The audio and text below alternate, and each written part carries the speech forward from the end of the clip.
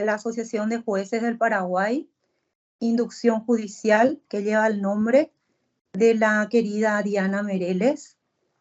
Yo soy la doctora Viviana Benítez, voy a estar como moderadora del módulo Gestión de Despacho. Es uno de los módulos más interesantes, creo yo, sobre todo para los jueces que se están iniciando. Para la disertación se encuentra con nosotros la doctora María Luz Martínez. Ella va a compartir con todos nosotros su experiencia de cómo gestionar nuestros despachos. Voy a proceder a leer un currículum breve de la magistrada.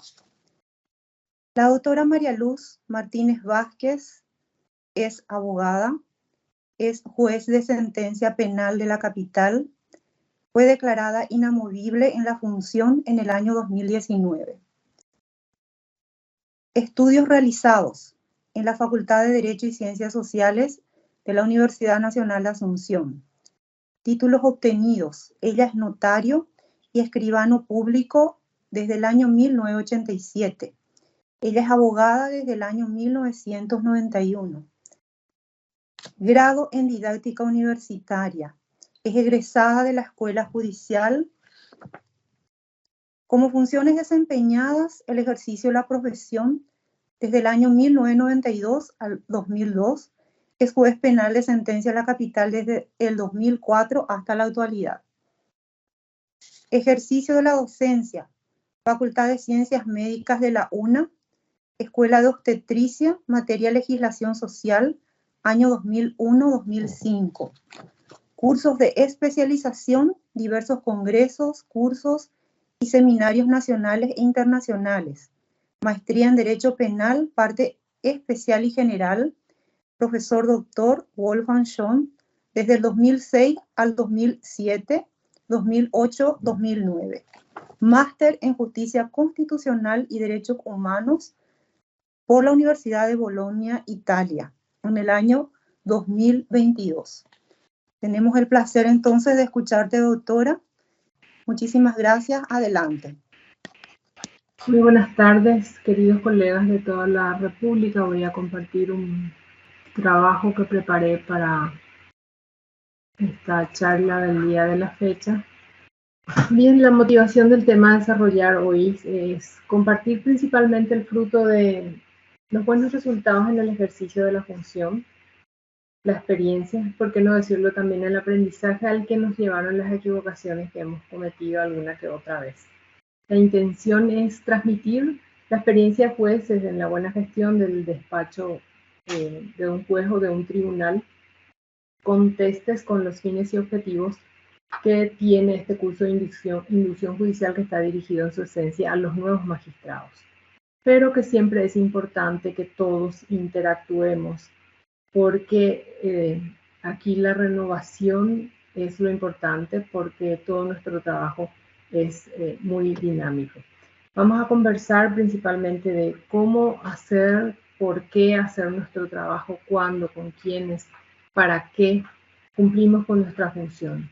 Es un innegable juego de palabras que existe y podríamos compartir para desempeñar la función con conocimiento, con preparación, con responsabilidad, compromiso, con previsibilidad, eficiencia, con honestidad inclusive y en el menor tiempo posible, y así brindar resultados que todos esperan de nosotros.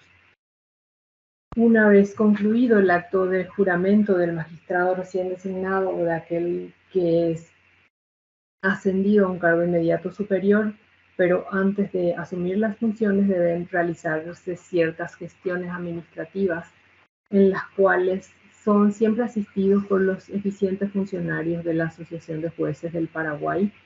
Una de ellas es obtener el decreto de designación. La copia de ese nombramiento debe estar con todas las firmas de todos los ministros de la Corte Suprema de Justicia, revisar los datos que contengan para no encontrarse con alguna sorpresa, es decir, nuestros datos personales, el cargo para el cual fuimos designados, la categoría inclusive. Recién cuando esa resolución esté completa, firmada, nos las den así, que podemos presentar ante la Contraloría General de la República a efectos de presentar esa declaración jurada de bienes, que es una obligación prevista en el artículo 104 de la Constitución Nacional, que debe ser cumplida dentro de los 15 días de haber sido designado o dentro de los 15 días después de haber cesado en el cargo.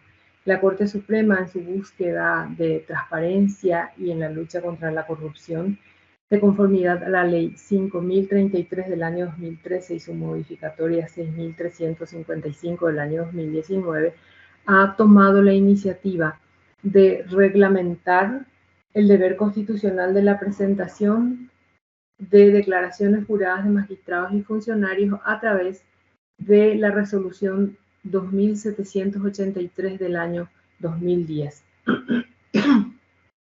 para su efectivo cumplimiento ante la Contraloría General de la República.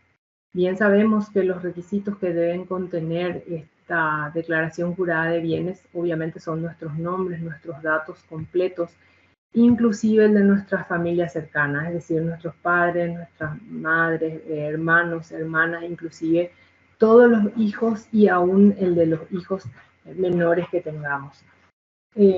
También debe contener la autorización expresa e irrevocable de dar conocimiento de los datos públicamente, de los datos contenidos en la declaración jurada de bienes, pero de aquellos datos que puedan ser publicitados, aclaramos. Con esta constancia de la presentación de la declaración jurada de bienes, acudimos a la oficina de legajos, liquidaciones y tesorería, donde nos otorgan una categoría correspondiente.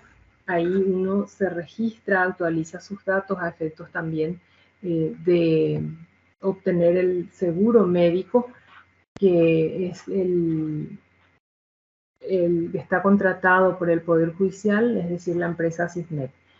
Al Departamento de Informática debemos comparecer para la obtención de la credencial, donde obviamente nos van a tomar la foto correspondiente, y luego a la Oficina de Ética a efectos de realizar el trámite de suspensión de la afiliación de partidos políticos o la desafiliación, y la gestión ante el registro automotor a efectos de la obtención de la placa para el vehículo si uno así lo desea. Todo este trámite inicial, cuando aún uno no fue hasta su despacho, puede durar inclusive una semana cuando no se haga en las condiciones que deban hacerse y completarse todo el proceso que se debe hacer. Ahora, una vez ya haciendo una composición del lugar, ese magistrado se encuentra en su despacho, el magistrado o la magistrada, que es la figura central en un despacho, aquella persona que tiene la potestad y la autoridad para juzgar. El juez es aquel sobre el cual recae el deber de impartir justicia, entendiendo esta como una constante y perpetua voluntad de dar a cada uno lo que le corresponde. Pero hoy en día debemos acercarnos más a la ciudadanía, nos piden acceso a justicia y los ciudadanos impetran por ello, así como también por la prontitud de la solución de las cuestiones que obran en nuestro conocimiento, en nuestros respectivos despachos. ¿En qué consiste una gestión de despacho? No tengo la pretensión de definir ni conceptualizar el tema, sino más bien dar un carácter práctico, enunciar en qué puede consistir eso. En conocer de leyes, obviamente, en dirigir las labores, en hacer trámites para llegar al fin propuesto, en administrar recursos, ordenar, conseguir, obtener objetivos, resolver cuestiones sometidas a la jurisdicción y competencia, escuchar propuestas, reclamos, asistir y dirigir audiencias, ponderar valores de los colaboradores, relacionarse con las personas, rectificar errores, omisiones, equivocaciones, compartir ideas, dar oportunidades a los colaboradores a efectos de que nos manifiesten cuanto crean conveniente para que nuestro trabajo fluya, humanizar la justicia, modernizarse, lo cual no quiere decir solamente la tarea que tenemos siempre de estudiar, de capacitarnos, sino también modernizarnos en un sentido amplio de la palabra, que conlleva la tecnología para atender más prontamente todo lo relativo a expediente electrónico. Comprometerse con la función, responsabilizarse, disciplinarse, evolucionar, adecuarse obviamente al manejo del expediente electrónico. Adentrándonos en el tema de la gestión, estas varían de acuerdo al ámbito civil, laboral, penal, niñez, adolescencia, tribunal de cuentas, tribunales de apelación, así como también las instancias, juzgados de paz de primera instancia, tribunal de apelaciones. Sin embargo, algunos factores son importantes a la hora de desarrollar las actividades y acciones tendientes a planificar, organizar y dirigir, controlar el cumplimiento de las funciones con eficiencia, celeridad, transparencia y así brindar el servicio óptimo de justicia que todos esperan de nosotros. Con lo primero que nos encontramos para administrar probablemente sean los recursos humanos que están compuestos por nuestros funcionarios, así como también los expedientes físicos, electrónicos, oficios, informes, evidencias, mobiliarios y equipos, que son los muebles y equipos informáticos, así como también los que debemos cumplir per se nosotros mismos, los deberes y atribuciones, las obligaciones que tenemos. Esa actividad jurisdiccional que consiste en firmar providencias, resoluciones, escuchar audiencias, realizar diligencias, inspecciones, constituciones, así como también informes trimestrales como el FRIE, el POI, el informe de incidentes, comunicar sanciones disciplinarias, informes a superintendencia, informe por coberturas de gastos, en fin, inclusive informes del jurado de enjuiciamiento de magistrados cuando nos piden la copia de algún expediente o alguna situación que pueda generarse con un expediente en el cual hayamos tenido que ver con algo con respecto a nuestras resoluciones, a las decisiones tomadas. En cuanto a los recursos humanos, vamos a hablar de los funcionarios que está compuesto por, en primer lugar, y por el nivel de importancia que conlleva su función y su gestión, el actuario judicial o secretario, así como se le denomina en el artículo 186 del Código de Organización Judicial, que ha sido modificado por la Ley 4.992 del 2013, que reglamenta, modifica y amplía funciones de los actuarios de juzgados y tribunales, que también modificó el artículo 45 del Código Procesal Penal, la Ley 1286 del año 1998, y también derogó el inciso C del artículo 37 del Código Procesal Civil en lo relativo a la suscripción de certificados y testimonios ordenados por el juez.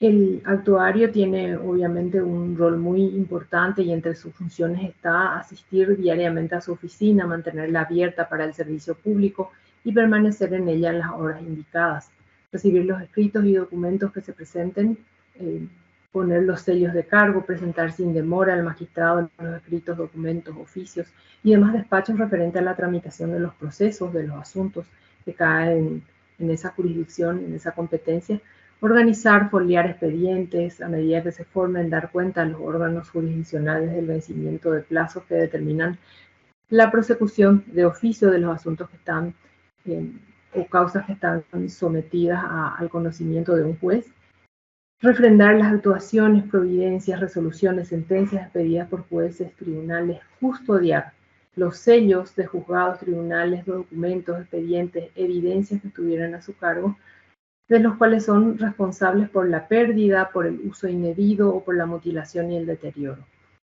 Comunicar a los órganos jurisdiccionales cuando corresponda y en los términos establecidos por la ley las decisiones judiciales emanadas del juzgado en el cual prestan sus servicios mediante la firma de oficios, edictos, salvo las comunicaciones dirigidas al presidente de la República, a los ministros del Poder Ejecutivo, a los ministros de la Corte Suprema de Justicia, a los miembros del Poder Legislativo, las cuales deben estar suscritas por el juez o presidente del órgano colegiado en el cual presten sus funciones.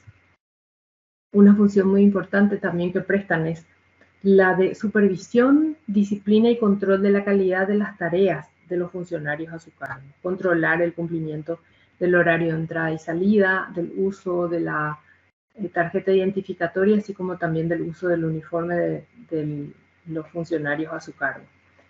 Y también conceder o denegar con el visto bueno del superior directo e inmediato las solicitudes de permisos o justificaciones de ausencia y llegadas tardías, las cuales están establecidas en la acordada 358 del año 2005. Completan este equipo de recursos humanos el ujier notificador, el oficial de secretaría, los datilógrafos, los asistentes de secretaría, los relatores, practicantes, cuyas funciones se hallan regladas en el Código de Organización Judicial, así como también las relativas a los practicantes en una acordada del año 1983.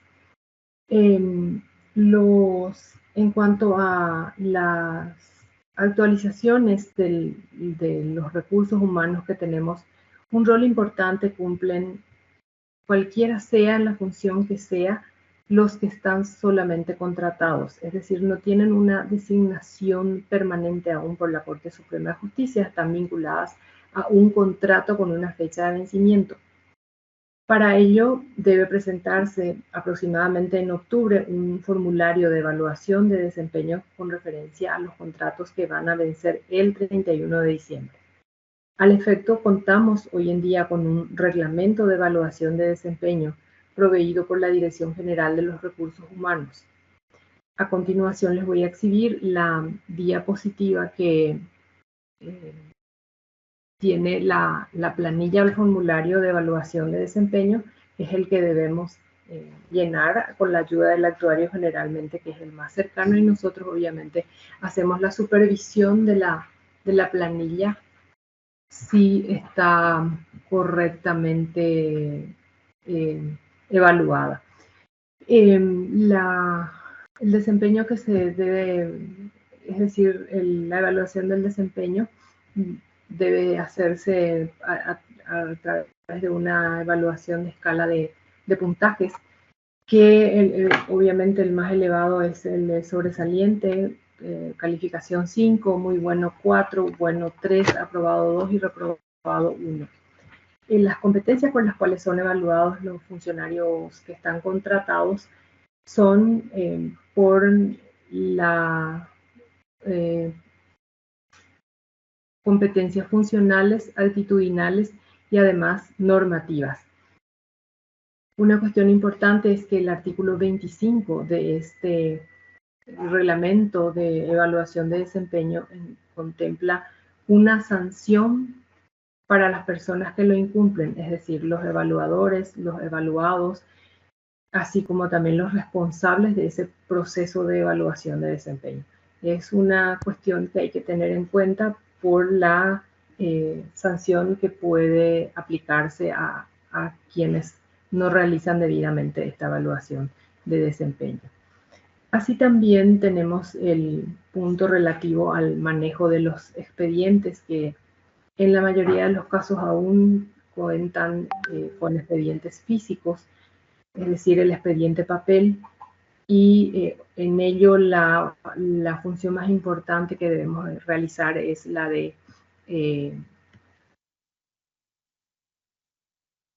firmar a tiempo y en plazo las resoluciones, ya sean providencias, autos interlocutorios, sentencias, informes, oficios, inmediatamente en lo posible. Inmediatamente, según una antigua acordada, no pasa del plazo de 24 horas. Es casi imposible muchas veces, pero hay que tener reacción y coordinación para hacerlo en el debido tiempo. Igual ocurre con los expedientes electrónicos que a estas fechas colman las bandejas de pedidos, de peticiones de las partes que deben ser proveídos y resueltos. Es decir, esa aún es una situación más acuciante en los jueces que tienen en los expedientes electrónicos, porque las bandejas y las devoluciones de los mensajes, en el sentido de que hay cuestiones pendientes de resolver, es más inmediato. También en cuanto a ello, además de tener que hacer con nuestra labor, y acá entra el gerenciamiento propio del despacho, porque nosotros tenemos una labor jurisdiccional, pero además, al ser los servidores públicos más controlados, debemos evacuar informes.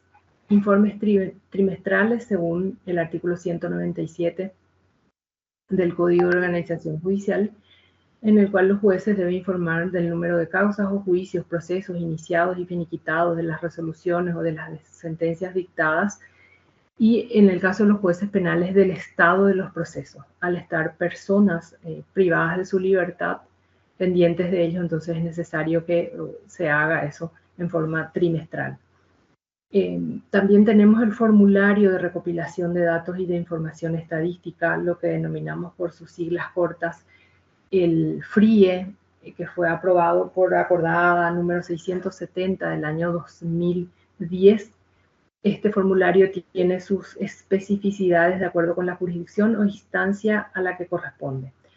Por citar algunas, los juzgados de paz, en cuanto a sus características, deben informar sobre actas autónomas solicitadas por interesados donde certifican concubinatos, comparecencia de juzgados penales, constancia de donde residen las personas, vida y residencia, actas de conciliación, trámites que se realizan ante el juzgado de paz. Asimismo, por la acordada 692 del 2010, por la cual se dispuso que las audiencias sobre violencia doméstica que ingresan fuera del horario normal de atención al público, en los juzgados de paz de la capital, por ejemplo, así como también en Central, deben ser canalizadas a través de la Oficina de Atención Permanente que prevista por la Corte Suprema de Justicia, ya sea acá en la capital, así como también en Central. En el FRIE también debemos consignar los datos relativos a nuestros recursos humanos, es decir, a nuestros funcionarios. Todos, con el rol y función que cumple cada uno de ellos, y si existe una función distinta a la asignada presupuestariamente, también se debe hacer constar. Acá hay un punto interesante a tener en cuenta, que es el de la asistencia, llegadas tardías, falta de asistencia, es decir, todo lo que se acumula en cuanto a ese incumplimiento que tienen de llegar ahora a su trabajo y de también asistir. Es una buena práctica controlar a través de un registro de firma, pero quizá eso a veces cause resistencia por parte de ellos. Entonces, estos datos que van siendo consignados por los actuarios en sus respectivas secretarías, en cuanto a ese registro de marcación, puede corroborarse o comprobarse con el registro de marcación de cada funcionario que debe imprimirse de la base de datos. Otro detalle no menor es la reglamentación especial que tenemos para el permiso de funcionarios y la justificación de ausencias y llegadas tardías con el visto bueno del superior jerárquico previstos en las acordadas, así como también el pedido de licencias y de vacaciones. Ya se cuenta con un sistema digital de licencias, expedición de certificados de sueldo, constancias de trabajo o extractos de liquidación, lo cual está reglamentado también por acordada el año 2022 para los funcionarios en general, incluidos los que ocupen cargos que requieran un interino, es decir, todos estos trámites se deben realizar en forma electrónica. Obviamente también este formulario electrónico debe ser visado por el juez en la página de la web, en la cual en la bandeja del juez aparece cuando está pendiente de visación un pedido de vacaciones o un pedido de permiso al cual le tiene que dar en el menor tiempo posible el visamiento que corresponde, por decirlo así. En cuanto a los muebles y equipamientos, también se deben detallar en ese informe del FRIE hasta los metros cuadrados de la oficina, lo que hace a los expedientes físicos, la cantidad de expedientes ingresados por trimestre, los expedientes reconstituidos, los incidentes por cuerdas separadas, los expedientes que son remitidos a archivos, los que han caducado, en cuanto a las resoluciones, los datos precisos y exactos de los autos interlocutorios dictados, así como también de las sentencias definitivas. En cuanto a las audiencias, las realizadas, las no realizadas, los motivos de su no realización. El seguimiento y control permanente del cumplimiento de esta remisión de informes lo hace la Dirección de Auditoría Judicial a través de la sección de la recopilación estadística. y hemos tenido denuncia en contra de magistrados por no haber remitido estos informes en tiempo y forma. En cuanto a otro informe que se debe realizar es el de pendencia, que se trata de un informe que se debe presentar en una planilla Excel, haciendo la descarga de esa planilla ya llenada con los datos en la página web habilitada para ella. También en esa misma página obra el instructivo para poder llenar esa planilla y evitar las equivocaciones que puedan suscitarse, que a cualquiera le puede ocurrir. Los magistrados deben presentar este informe, son los jueces de paz, los jueces de primera instancia, tribunales de apelación de todos los fueros y circunscripciones judiciales de la República, y los tribunales de apelación deben presentar como órgano colegiado, no por gabinete o miembro.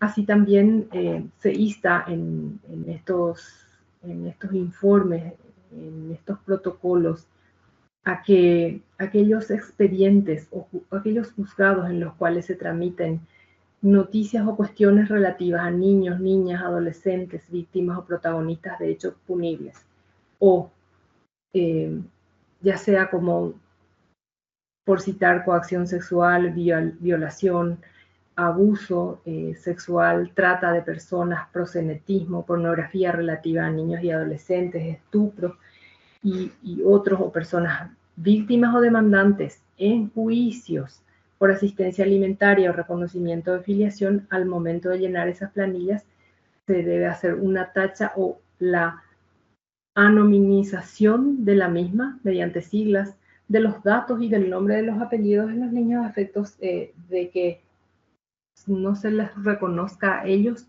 vinculándolos con el nombre de la persona demandada, toda vez que esto vaya a importar la identificación de ese niño o adolescente que sea víctima de lo que previamente he dicho.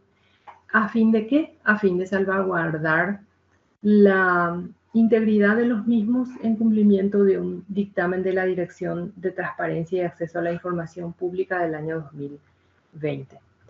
¿Qué se debe informar, por ejemplo, en este informe de pendencia? En el caso de los jueces de paz, por ejemplo, expedientes con sus carátulas, causas pendientes, en qué periodo, en qué cuatrimestre, de qué circunscripción es el informe, de qué localidad, de qué fuero, de qué turno, de qué secretaría, carátula, expediente, providencia de autos para resolver si tiene, de qué fecha, medidas de mejor proveer, y en el caso de jueces de paz que también administran fuero penal, las audiencias suspendidas y los motivos de suspensión. Es lo que solicita en esas casillas. En el área penal, por ejemplo, en primera instancia, las audiencias del juzgado de garantías. En el caso de los tribunales de juicio oral, también las audiencias, la pendencia de cuántas audiencias faltan por realizarse, el motivo de la suspensión de las audiencias y el motivo exacto a petición de quién, ya sea de la fiscalía, de la parte del abogado defensor, o si se han presentado incluso recusaciones y por eso no se han podido llevar. Igual en el caso de los juzgados en lo laboral, en lo civil, las resoluciones que estén para dictarse, autos interlocutorios o ya sea autos para sentencia definitiva, y las audiencias que se deban llevar a cabo. Igual, idéntico informe en el juzgado de la niñez. En este caso, este informe de pendencia tiene para este año 3 fechas en las cuales se deberían presentar. En primer lugar, ya pasó, el viernes 28 de abril fue el primero de todos. El segundo informe de pendencia debió presentarse el 25 de agosto y el tercer informe queda para el 22 de diciembre del año 2023. También se hace alusión a los informes trimestrales sobre incidentes, recusaciones e inhibiciones que se deben presentar en la Dirección de Auditoría de Gestión Jurisdiccional, a efectos de que en esa dependencia se tome nota o cuenta de los informes, principalmente los que a ellos les interesan son de las recusaciones, para tomar las determinaciones que corresponden disciplinariamente, ya sea en contra de los abogados y también por las cantidades de incidentes que quedan presentados y sobrepasan lo que se establece en la ley a efectos de aplicación disciplinaria. Esta se presenta en el correo electrónico seguimiento, sección de seguimiento Gmail en forma con formato Excel y PDF, y los trimestres están conformados de la siguiente manera. El primer trimestre, enero, febrero, marzo, se presenta en abril el informe. El segundo trimestre es abril, mayo, junio y se presenta el informe en julio. El tercer trimestre es julio, agosto, septiembre y se remite el informe para octubre, y el cuarto trimestre es octubre, noviembre, diciembre, debiendo presentarse del 1 al 15 de diciembre ese informe. La presentación de casi todos los informes conllevan sanciones para los magistrados que no lo presentan. Está establecida como falta grave, calificada como falta grave en la acordada disciplinaria, en el artículo 25 de la acordada disciplinaria número 1597 del año 2021, por las cuales se pueden aplicar esas sanciones, que una sanción leve puede ser una multa hasta 100 jornales mínimos y una suspensión hasta un mes sin goce de sueldo.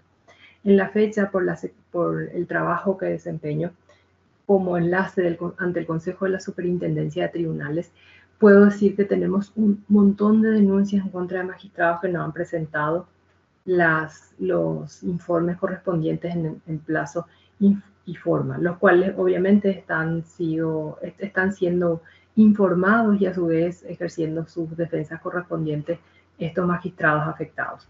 También tenemos el POI, que es el Plan Operativo Institucional, que es una herramienta de gestión y control del cumplimiento de objetivos y metas de responsabilidad que se encuentra vinculada a una estructura programática que tiene la Corte Suprema de Justicia para el trabajo a desempeñar en el año respectivo.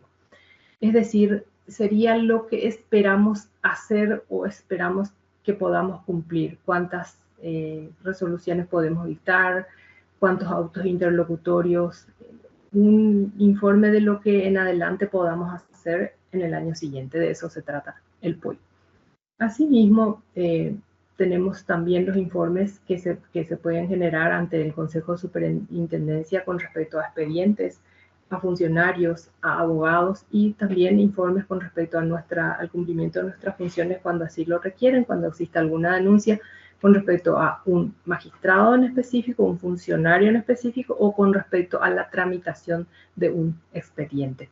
Asimismo, también se debe presentar un informe de cobertura de gastos. Esto también se hace en forma electrónica, se presenta en forma mensual ante la página de la Corte Suprema de Justicia, en la cual, si es que va a haber un informe de una cobertura de gastos que se va a realizar, se debe hacer primero el cálculo desde la página del magistrado, y a través de esa aplicación genera, de acuerdo a la distancia, cuánto es lo que puede percibir como en concepto de cobertura de gastos. Y si no, simplemente se genera un informe libre de cobertura de gastos, pero se debe hacer en forma mensual.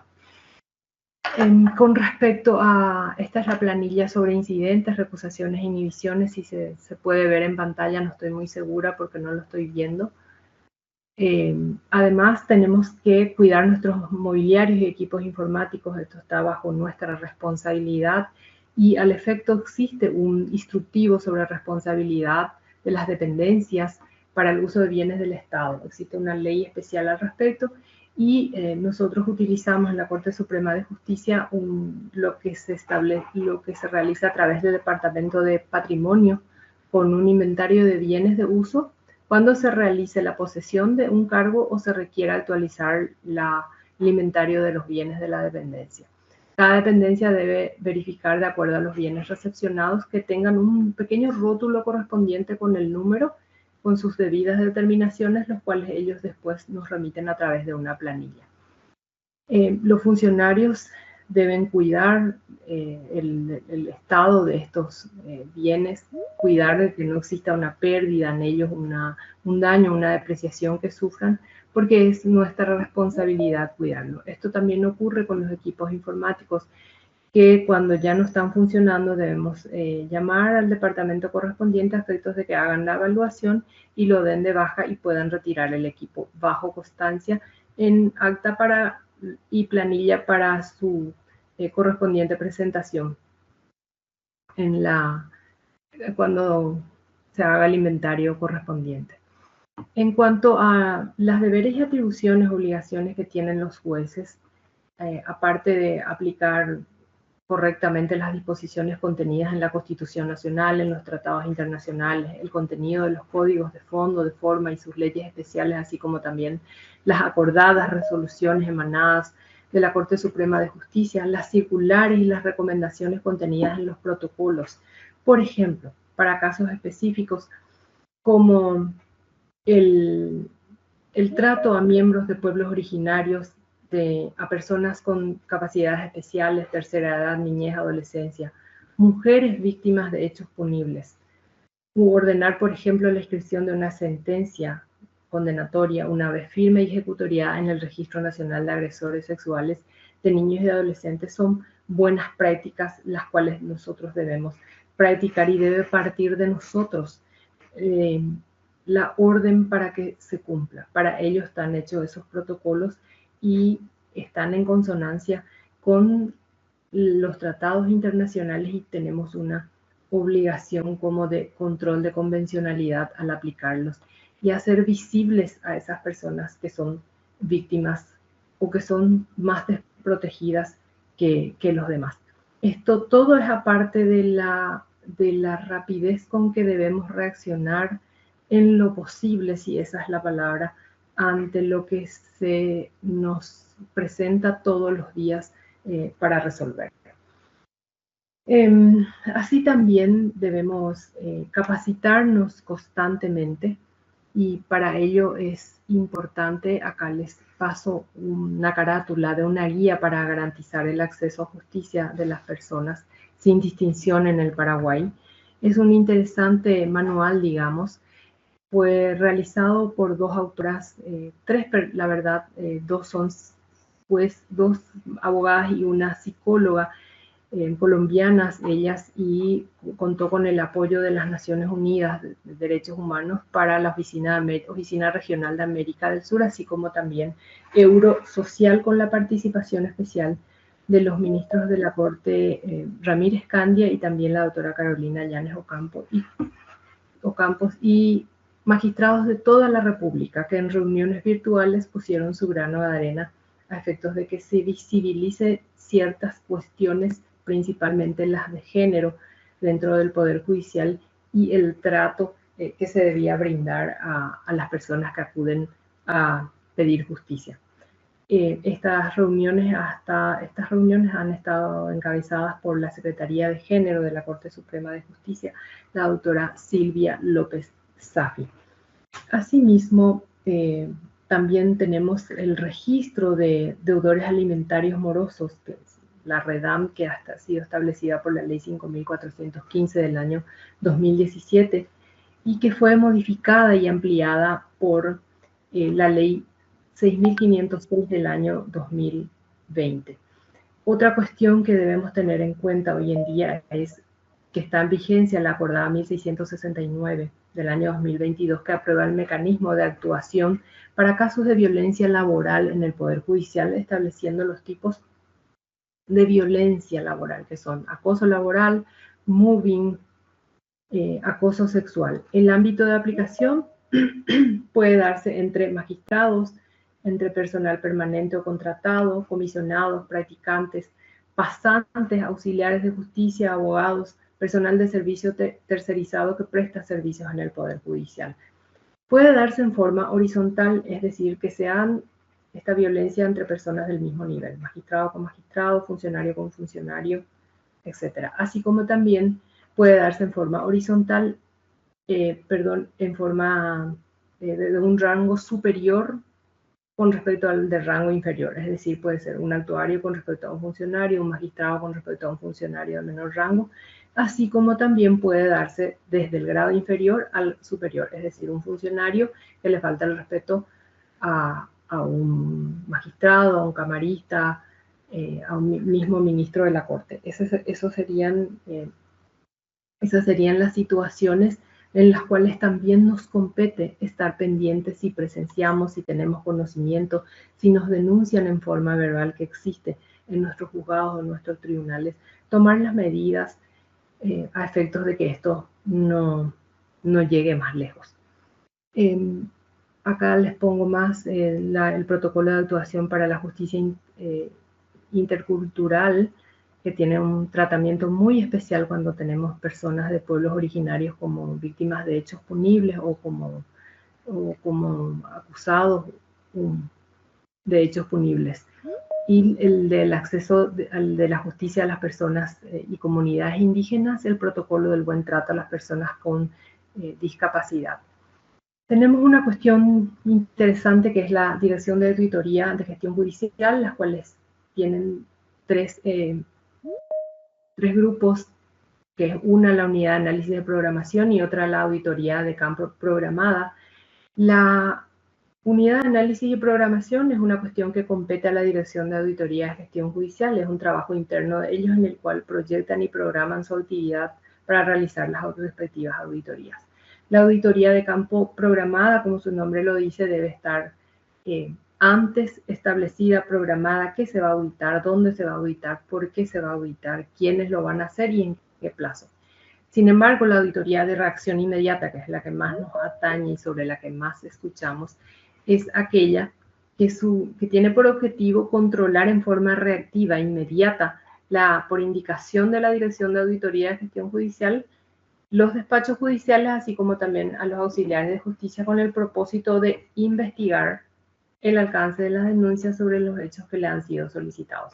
La metodología es analizar la denuncia presentada, a veces proviene de quejas y denuncias o a veces es a solicitud del Consejo de Superintendencia y en ese momento se designan a los responsables que van a auditar ese juzgado o un expediente. Se presenta una nota, se pide, se presenta en el lugar y ya se comienza a relevar los datos con una cantidad importante de funcionarios que a veces es más de 2, 3 o 4 que se apersonan en una secretaría por la experiencia que tenemos y hacen el relevamiento de los datos, la revisión de cuadernos, de evidencias, de expedientes, de documentos, la ubicación de funcionarios, etc. Y preparan entonces una ficha con un resumen de recomendaciones y observaciones y en ellos constan los hallazgos que hicieron y las recomendaciones y consta de un anexo en el cual pueden incluir los documentos o todo aquello que ellos encontraron. Al final se remite en forma simultánea por parte de ellos, de esta unidad de auditoría reacción inmediata, un informe al Consejo de Superintendencia para su información y conocimiento, a la Oficina Disciplinaria de la Superintendencia de la Corte Suprema de Justicia para la atención correspondiente y al Departamento de Análisis y Programación de seguimiento de auditoría y seguimiento de aquellas recomendaciones, para hacer el registro sistemático de esas recomendaciones de auditoría de gestión judicial y para su puesta en visibilidad, digamos, del sistema de administración de riesgos. Es decir, que estas circunstancias o situaciones no se vuelvan a repetir. Al mismo tiempo, también tenemos lo que nos trajo la modernización, los sistemas telemáticos, es decir, estas audiencias por medios telemáticos que fueron reglamentadas por ley, la ley 6.495 del año 2019, con la cual se autoriza la implementación de estas audiencias al Poder Judicial y también el Ministerio Público, que son gratuitas en los distintos procesos y deben cumplirse con las garantías procesales y los principios de inmediación y contradicción. Es decir, el abogado debe estar físicamente al lado del procesado o condenado, y cuando digo esto me refiero al área penal.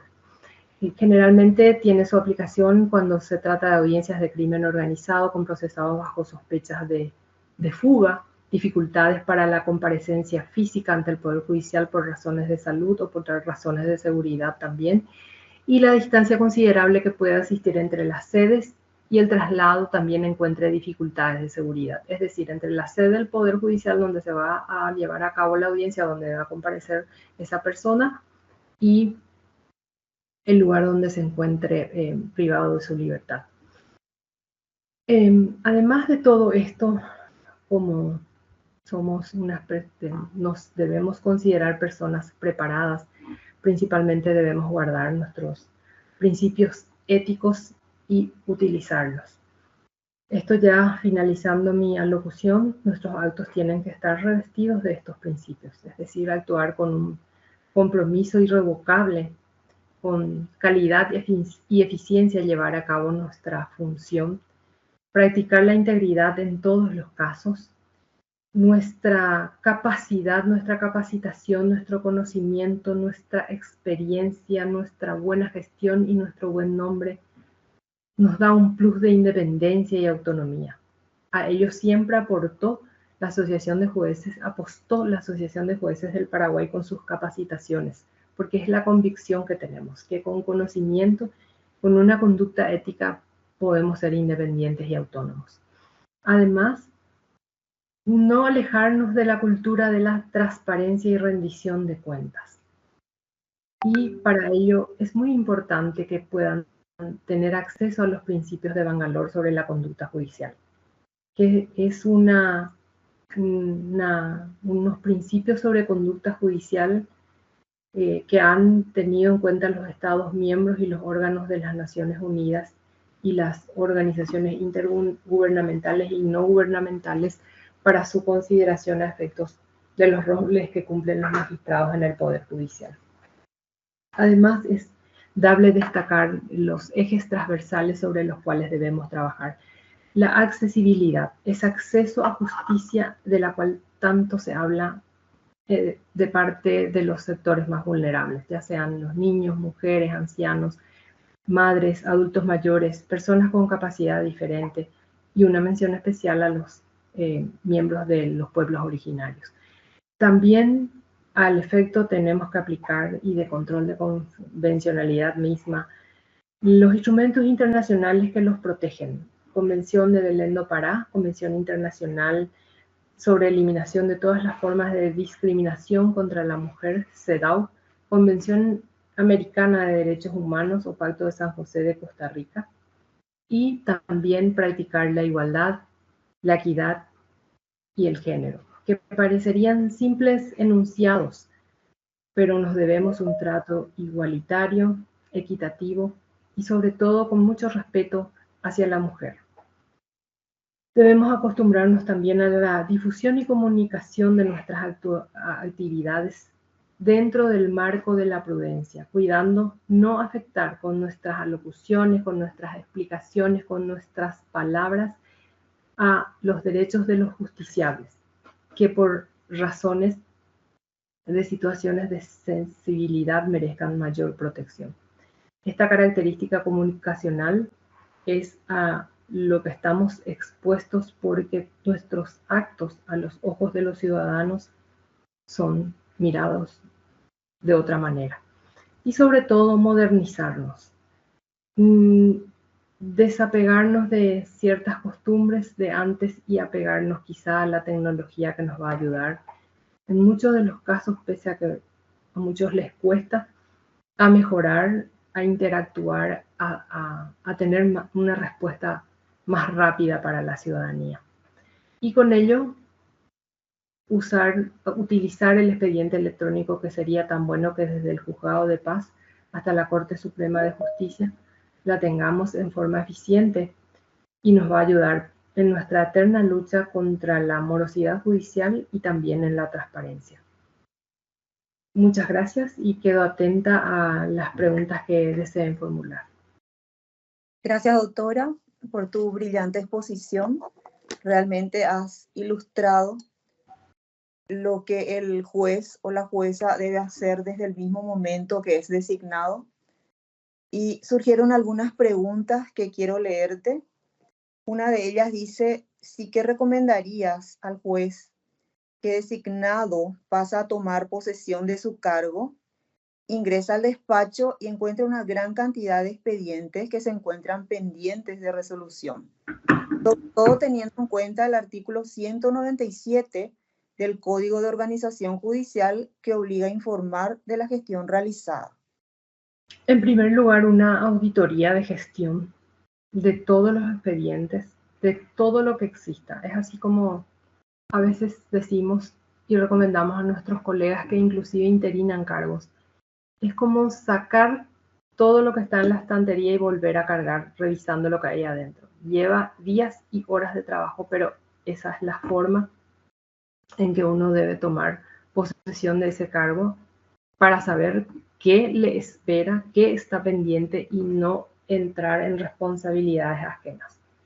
Y lo que dice el artículo del Código de Organización Judicial, si uno desea informar, lo puede hacer, pero lo primero es eso, es ese relevamiento de todos los datos. Y datos no solamente me refiero a expedientes ni evidencias, sino inclusive a los funcionarios. A revisar esos informes del FRIE en cuanto a la asistencia o no de los funcionarios, en cuanto a las funciones que cada uno cumple o debería cumplir y no lo está haciendo. Esa es mi recomendación. Gracias, doctora. Es decir, que el juez debería dar participación o solicitar la intervención de la auditoría de gestión de despachos inmediatamente, de manera a guardar también su nueva gestión, sobre todo teniendo en cuenta si de repente está venciendo el plazo trimestral para presentar el FRIE y resulta de que no puede avanzar debido a la gran porosidad que le ha dejado el anterior colega. Así mismo. Yo creo que buena práctica es que el mismo juez o la misma jueza haga la revisión de esos documentos. Y aparte la auditoría, porque uno debe saber con qué se va a encontrar, con qué cuenta. Es como querer realizar un plato y no tener los ingredientes necesarios. ¿Con qué uno cuenta? Y si contare con los ingredientes, tengo los utensilios suficientes para realizar. Es como eso. Doctora, ¿y qué sanción puede recaer en la persona del magistrado si no presenta el FRIE? Les decía, multa hasta 100 jornales mínimos y suspensión en el cargo hasta por un mes. De momento, todos aquellos jueces que están enfrentando una instrucción de sumario o por lo menos una investigación preliminar, así se llama. En la investigación preliminar estudian los motivos que presentó el juez, de los cuales, ¿por qué no se ha presentado en tiempo y forma ese informe?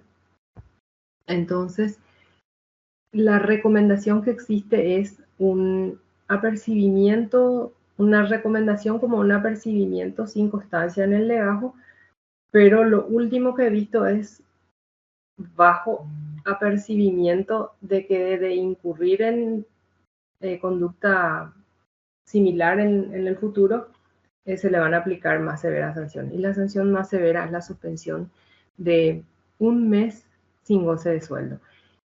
¿Por qué es esto? Porque está calificada como una conducta grave, como una falta grave la no presentación de esos informes. Pero no tenemos que esperar a que nos sancionen para cumplir con eso. Lo que entonces debemos buscar es rápidamente pensar en positivo. ¿Qué tengo que hacer para que mi informe esté casi listo para cuando llegue la fecha? Y podemos dedicarle a un funcionario que lo prepare y después que controle el actuario y obviamente que controle el juez. ¿Cuántos expedientes ingresaron? ¿A través de qué se controla? ¿Cómo? A través de cuadernos, de libros de entrada, después de las entradas que tienen los expedientes en los expedientes electrónicos. Me ingresan causas nuevas, bueno, son 30, y las otras que me ingresaron, bueno, ¿por qué ingresaron? Ingresaron por recusación, por excusación de los colegas. Entonces alguien ya debe ir llevando esos datos. Y es importante también que yo sepa que puedo derivar o debo derivar un expediente a otro colega y cómo. Y yo me excuso de una determinada persona, de un determinado abogado, entonces le digo a mi actuario y mi actuaria, si este abogado con esta matrícula se presenta, entonces me veo en la obligación de excusarme preparo la providencia y tengo un expediente menos. Esas cuestiones deben estar en la previsibilidad de quién vaya a preparar ese informe, que son unas buenas prácticas, tener una lista de quién se excusa, de quién se inhibe el magistrado, a quién le cancela la personería cuando se trata en el área penal de personas que se presentan solamente para provocar esa inhibición del magistrado, se le cancela la personería, entonces todos están avisados y todos ya están haciendo por antelación. ¿Cuántas audiencias tuvimos? Y bueno, íbamos marcando en una pequeña planilla cuándo se llevó o llevamos una agenda, ya sea electrónica o una agenda papel. Esas son las buenas prácticas para que no se nos acumule más trabajo, porque a veces no solo tenemos nuestro trabajo jurisdiccional, nuestras audiencias o aquello a que nos dedicamos, sino nos piden un informe de la Corte Suprema de Justicia o del Consejo de Superintendencia de Tribunales y a veces eso implica que nos quedemos 2 o 3 horas para preparar. Y si ya estamos previendo realizar el informe que sea, por lo menos, digamos, en borrador, va a ser mucho más fácil. Y no esperar a que nos notifiquen que no recibimos. Y en cuanto a los informes que se envían en las planillas Excel, no es solo darle el clic y que se haya ido el informe, sino que revisar que nos den el comprendido de que ellos recibieron, porque también se dieron ese tipo de situaciones. Nosotros felices nos levantamos en la computadora porque ya enviamos, le dimos el clic para nosotros, se fue, pero no sabemos si ellos leyeron o no. Entonces, hasta de eso hay que ocuparse para no incurrir en una falta. Gracias, doctora. En ese punto también recuerdo yo una anécdota en el despacho de que la dirección encargada de recibir esos informes ya pide al actuario que cree un correo electrónico institucional, ya no es particular. Anteriormente creo que el actuario nomás desde su correo podía enviar esos informes, pero eso también equivale a no recibir los informes que el magistrado está remitiendo. Es una acotación nomás que quería hacer también al respecto, sí, que nosotros tuvimos eso como experiencia en el tribunal. Es así. Y en las circunscripciones judiciales del interior, la administración crea el correo y les notifica a qué correo tienen que enviar. Y ese correo está en la página de la Corte. Ya sea Caguazú, Canindeyú, San Pedro, Cordillera, tienen sus correos a donde se deben remitir esos informes. Y está en la página de la Corte. Gracias, no doctora. Es a cualquier correo. Sí. La doctora Sandra Franz Rosin dice, el éxito de un despacho judicial se debe a un equipo. ¿Qué es prudente hacer cuando uno de ese equipo no funciona y pone en riesgo a todo el esfuerzo de los demás? Lo primero es conversar con esa persona que obviamente quizás sea un funcionario y hacerle ver de las obligaciones que tiene, del compromiso que tiene y también de que su conducta es una conducta que no corresponde a un aporte para un equipo y sacar adelante un juzgado. Esa no es una cuestión fácil y la administración de los seres humanos es lo más difícil de todo. Y si esa conducta es remisa, lo que siempre se recomienda es elaborar. Algunos son remisos según nuestra experiencia a realizar sus labores. Un ujier notificador, pongo por ejemplo, no labra las actas y entrega en el plazo y tiempo. Entonces, se le exhorta a través de un memorándum con número y firma por parte del juez o del actuario y que tenga un cuaderno de recibo y de entrega de esas notificaciones. Y hacer un apercibimiento en forma verbal que el juzgado donde uno trabaja es lo más importante que tiene. Con el descreimiento que hay de la ciudadanía en nuestras funciones, muy pocos magistrados y funcionarios se salvan o salvan su imagen. Porque es tal el descreimiento que nos meten a todos en una misma bolsa y eso es absolutamente injusto cuando hay personas que dedican su vida en silencio con un perfil muy bajo para cumplir con sus funciones. Entonces, cuando la persona está peligrando tu trabajo en nombre de tu juzgado, yo creo que hay que reaccionar de otro modo y de otra manera, hacer una advertencia, un apercibimiento y de última auditar su gestión o remitir una denuncia al Consejo de Superintendencia, sin perjudicar, sin poner a disposición, sin que haya una causa de vida, porque eso también tiene sus bemoles en el sentido de que debe ser una denuncia responsable, con pruebas, la persona denunciada tiene derecho a defensa, y hemos tenido casos en que han resultado absueltos y le han demandado después a los magistrados a quienes los han denunciado. Pero es eso, es conversar a veces. Ocurre en todos los juzgados y en todos los despachos. Es difícil que todas las patas caminen bien juntas. Hay alguna que siempre renguea y eso hay que solucionar del modo más pacífico que se pueda. Por lo que acababa de decirles que inclusive hasta tenemos una acordada que reglamenta el tema de la violencia laboral, el mobbing o el acoso sexual o laboral. Entonces es una raya delgada en la que ellos quieren decir, no, resulta que a mí no me quiere nomás mi jueza, pero quizá el juez, si es el juez el que está, no tiene tiempo de querer ni de no querer, porque está buscando resultados, está buscando cumplir con su función. Lo que quiere es eso, no se trata de quererle o no a ningún funcionario, apreciar su labor, observar con buenos ojos y positivos la práctica que ellos tienen. Ellos a veces tienen muy buenas ideas también, hay que ver qué te parece que hagamos acá. Pero si no funciona hay que tomar otro tipo de medidas, porque está perjudicando la labor de todo un juzgado que es ese equipo, digamos.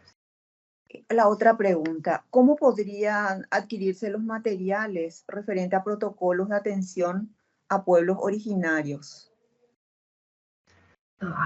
Ese es un pequeño manual que había realizado la doctora Alicia Puchete. Yo no sé si en la corte habría más, pero de ahí yo conseguí uno porque nosotros trabajamos con ellos. Y tendría que averiguar y poner en el grupo o dar en secretaría para que les informen si existe ese protocolo. Es muy interesante porque tiene todos los artículos que atañe a ellos y en todas las, digamos, las áreas, penal, niñez, todo tiene, laboral inclusive. Muy interesante. Es cortito, pero muy interesante. Gracias, doctora. De momento no tenemos más preguntas, doctora. Entonces Sí, yo creo que vamos a ir finalizando este módulo de gestión de despacho.